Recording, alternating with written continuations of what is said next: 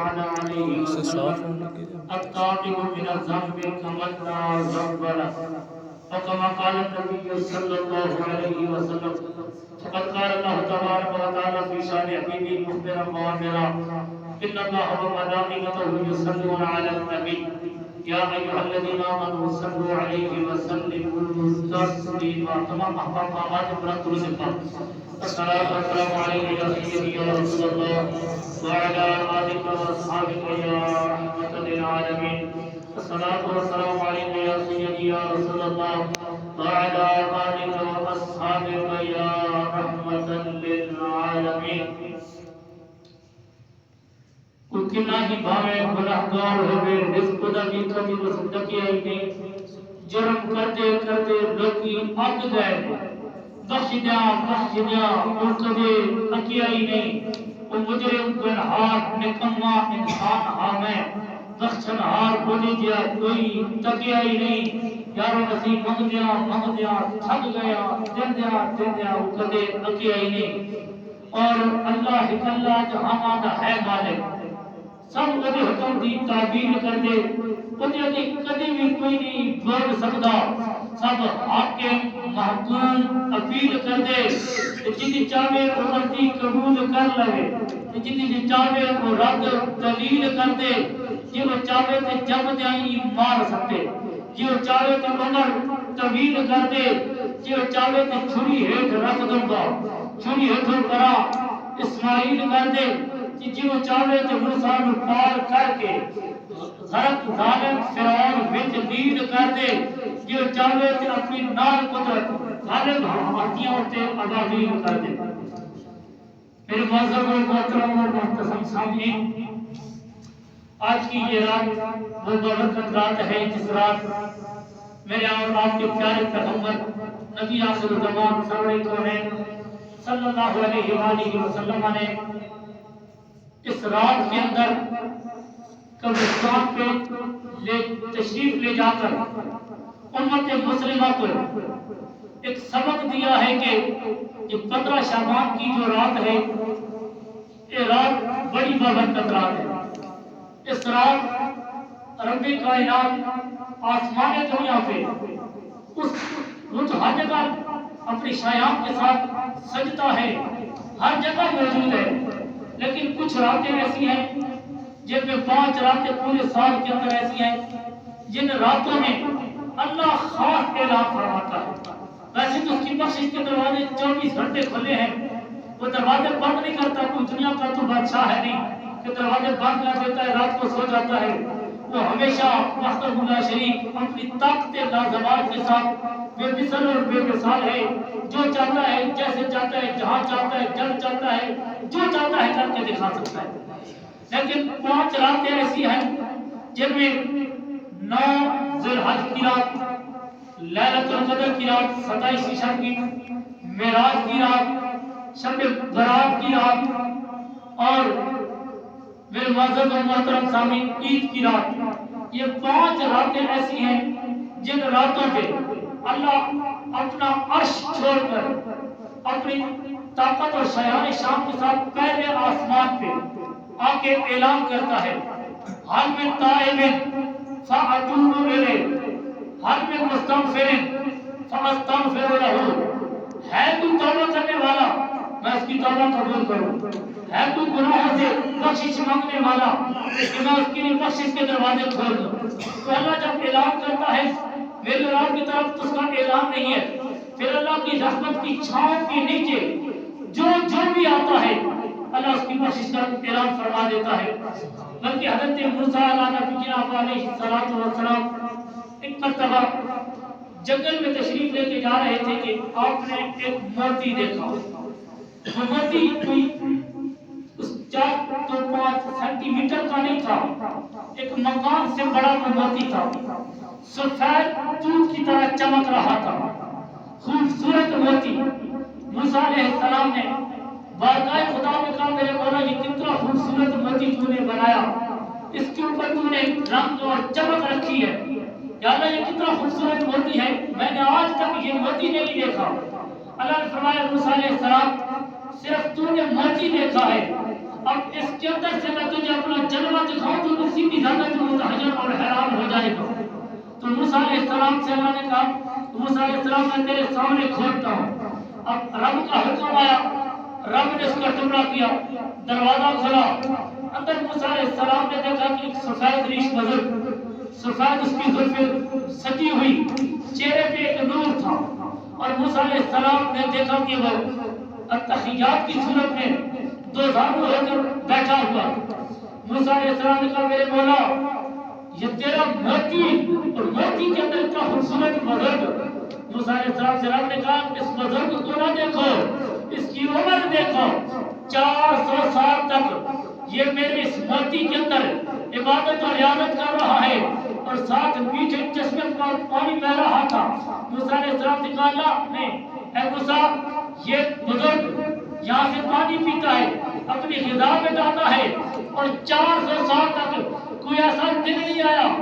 جس دن اس نے روزہ نہ رکھا ہو, کوئی رات ایسی نہیں آئی جس رات اسے نوافل نہ پڑے ہوں. ہر وقت, ہر لمحہ, ہر گھڑی میرے سامنے عبادت و عیادت کر رہا ہے. تو موسیٰ علیہ السلام نے کہا میرے مولا یہ تو کل قیامت کے دن جب تیرے سامنے پیش ہوگا تو بڑے بڑے لوگ ان کے سارے شرم سے جھک جائیں گے کہ یہ 400 سال عبادت کرنے والا. تو حضرت موسیٰ علیہ السلام نے کہا یا اللہ اس سے بڑا بھی تو نیکوکار ہوگا, اس سے بڑھ کر بھی کسی کو نیکیاں ہوں گی کہ لوگوں کے میدان محشر کے اندر لوگوں کے ساتھ تو گردنیں جھک جائے گی, اور ان کے سامنے لوگ شرمسار ہوں گے کہ ہماری تو 60 سال 70 سال عمر ہے, ہماری عبادتیں تو اور نبی پاک علیہ السلام کی امت کی تو عبادتیں کسی کام کی نہیں ہوں گی. جب 400 سال عبادت کرنے والا سامنے آئے گا تو موسیٰ علیہ السلام نے فرمایا کہ موسیٰ علیہ السلام پریشان ہونے کی ضرورت نہیں, میں ایک عنقریب ایسی امت پیدا کروں گا جن کی عمریں 60 سال 70 سال کی ہوں گی, لیکن ان کی عبادتیں اس 400 سال کی عبادت کرنے والے سے بھی افضل ہو جائیں گے. تو موسیٰ علیہ السلام نے کہا میرے مولا وہ کون سے نیک عمل کریں گے کہ 400 سال کے روزے, عبادتیں, عیادتیں, رات کی مراقبے عبادتیں, ان سے وہ نمبر لے جائیں گے. اللہ تعالیٰ نے فرمایا کہ میں ان کی ایک ایسی رات دوں گا جس رات صرف وہ 2 نفل پڑھ لیں گے, میں 400 سال سے بھی اعلیٰ عبادت کا ثواب عطا کروں گا. ذرا محبت سے کہہ دیجیے سبحان اللہ. وہ کون سی رات ہے؟ وہ آج کی رات ہے. اس رات کے 2 نفل تاجدار کائنات نے فرمایا بنی اسرائیل کے 400 سال روزے رکھنے سے بھی افضل, 400 سال عبادت کرنے سے بھی افضل, 400 سال نیکیاں کرنے سے بھی افضل ہے. ہم میں سے جو کوئی آدمی رات کو سو جائے تب بھی افضل ہے, نفل پڑھے تب بھی افضل ہے. اس امت کی رب نے یہ شان رکھی ہے, یہ شام کی نماز با جماعت پڑھ کے سو جائے اور صبح کی نیت کر کے سو جائے کہ میں صبح جماعت کے ساتھ نماز پڑھوں گا. اب رب فرشتوں کو حکم دیتا ہے میرے فرشتوں ساری رات نیکیاں لکھتے رہو. فرشتے عرض کرتے مولا یہ تو سو گیا تھا, یہ تو غافل ہو گیا تھا, اس نے تو اپنے بیوی کے ساتھ زندگی گزاری, بچوں کے ساتھ رات گزاری, پر میرے مولا اس عبادت کا ثواب کیوں لکھا جا رہا ہے؟ رب فرماتا ہے میرے فرشتوں اس کے سونے کو نہ دیکھو, اس کی غفلت کو نہ دیکھو, میرے یار کی محبت دیکھو. میں نے اپنے یار کو دین ایسا دیا تھا کہ جو میری رات یار کے دین پہ چلے گا, عشاء کی نماز پڑھ کے سو جائے گا, صبح صرف نیت کر کے سو جائے گا کہ میں صبح کی نماز با جماعت ادا کروں گا, اس نیت کی وجہ سے میں اس کو ثواب عطا کر رہا ہوں. اور صحابہ کرام نے عرض کی یا رسول اللہ اگر ایک آدمی رات کو نیت کر کے سویا میں صبح کی نماز با جماعت ادا کروں گا, لیکن صبح میں اگر نہ اٹھ سکا, جماعت کے ساتھ نماز نہ پڑھ سکا, کیا اس کے لیے بھی اجر ہے؟ تو پاک پیغمبر نے فرمایا ہاں وہ تو نیت کر کے سویا تھا نا, شیطان نے غافل کر دیا یا کسی وجہ سے وہ غافل ہو گیا. غفلت انسان کا مقدر ہے. اس لیے میرے معزز و محترم سامعین صرف رات کی نیت کی وجہ سے فرشتے نیکیاں لکھ لکھ لکھ کے ہماری نیکیوں میں اضافہ فرماتے رہتے ہیں. آخری بات کر رہا ہوں میرے معزز و محترم سامعین, کچھ راتیں ایسی ہیں جس رات کی عبادت انسان کی زندگی کی خطائیں مٹا دیتی ہے. یہ اللہ تعالیٰ راتیں اس لیے لے کے آتا ہے کہ میرا بندہ میرے دربار قرآن وار پہ آ جائے, نفل پڑھ لے, جھک جائے, عبادت کر لے. عبادت اور عیادت کی وجہ سے وہ اپنا مقام جنت میں بنا لے، وہ مقام اللہ کی قرب کا ذریعہ بنا لے۔ میرے معزز محترم سامعین، اللہ تعالیٰ نے ہمیں یہ راتیں اس لیے دی ہیں کہ ہم اپنے گناہوں سے تائب ہو کے جب زندگی گزارتے ہیں نا، تو دیکھ لیجئے جس دن انسان توبہ کرتا ہے اس دن صرف زمین والوں پہ خوشیاں نہیں ہوتی۔ جب مجھے خوشی نہیں ہوتی کہ میں توبہ کر کے اللہ کی بارگاہ میں ہاتھ اٹھا رہا ہوں، اللہ کی پاک پیغمبر نے فرمایا کہ رب آسمانی دنیا پہ فرشتوں کو کہتا ہے، میرے فرشتوں آسمان کو چمکا دو، نور یعنی تمہیں لگا دو، نور کی چادریں بچھا دو۔ فرشتے عرض کرتے ہیں میرے مولا کوئی خاص مہمان آنے والا ہے۔ اللہ فرماتا نہیں، خاص مہمان نہیں آنے والا، آج دھرتی پر اس طرح العبد علی مولاہ،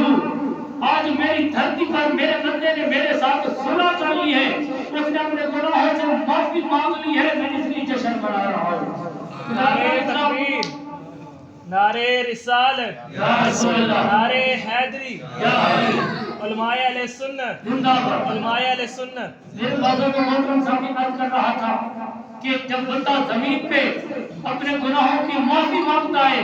اللہ کا عرش بھی جھومنے لگتا ہے، اللہ کے فرشتے بھی جھومنے لگتے ہیں، بلکہ خود خدا خوشی مناتا ہے کہ میرا بندہ میری بارگاہ میں آیا ہے، اس نے صلح کر لی ہے، صلح کرنے کی وجہ سے رب اتنی شان عطا فرما دیتا ہے۔ لیکن برادران اسلام، قربان جائیں اللہ کی صلح کرنے پر اور اللہ کی عطاؤں پر۔ 13-14 سال کی عمر میں نا بچے کے اوپر اکڑ پیدا ہو جاتا ہے۔ ایک مثال دے رہا ہوں، بچے کو نا 2 وقت کی روٹی نہ ملے نا تو بچہ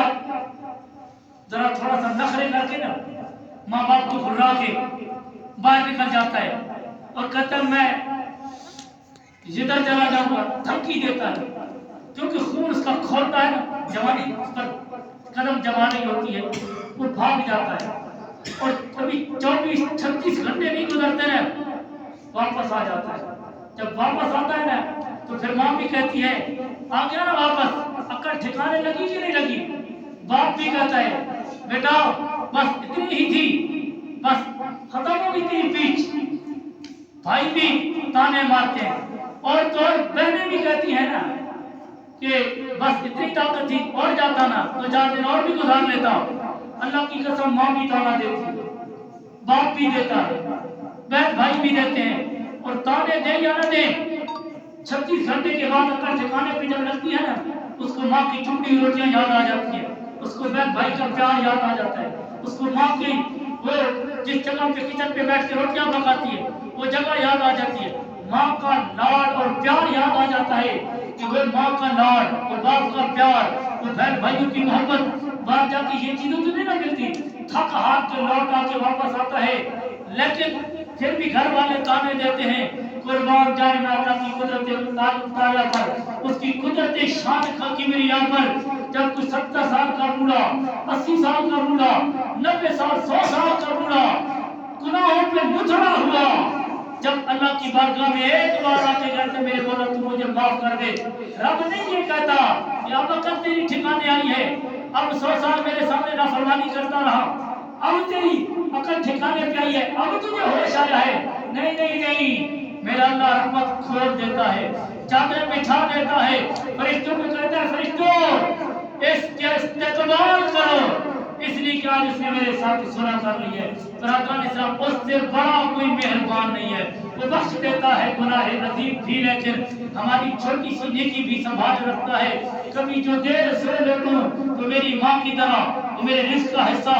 نکال رکھتا ہے، جن کی گھروں میں نہیں ہے دیے روشنی کے لیے فضا میں ان کے لیے تارے اچھال رکھتا ہے، محبت اپنے بندوں سے بڑا کمال رکھتا ہے۔ وہ ایک اللہ ہے جو ہم سب کا خیال رکھتا ہے۔ اس کی بارگاہ میں دعا اللہ تعالیٰ ہم سب کو سچے دل سے توبہ کرنے کی توفیق عطا فرمائے، ہم سب کی زندگی کی خطائیں معاف فرمائے۔ تو 4 منٹ ذکر کرتے ہیں پھر اس کے بعد دعا کرتے ہیں۔